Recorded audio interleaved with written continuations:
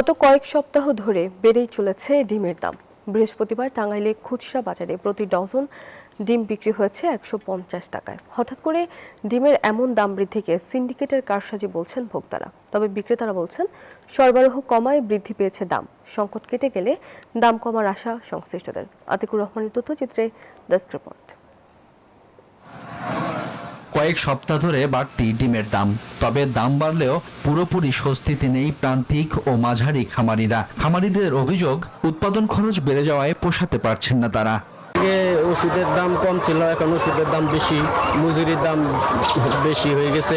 আমার সরকারের কাছে আবেদন যে একটা ডিমের একটা যেন বাজার মূল্য একটা করে দেয়। এদিকে টাঙ্গাইলের বিভিন্ন বাজার ঘুরে দেখা যায় গত সপ্তাহের তুলনায় বাড়তি দামে বিক্রি হচ্ছে ডিম।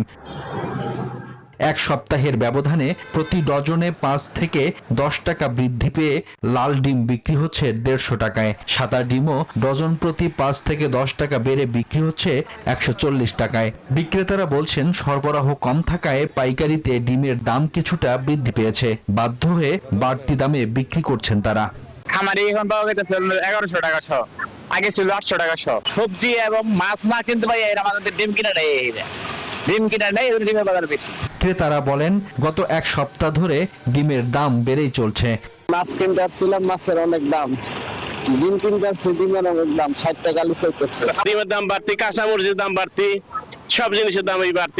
বাজার নিয়ন্ত্রণে সরকারের হস্তক্ষেপ দাবি ভোক্তাদের। Desk report, news 24।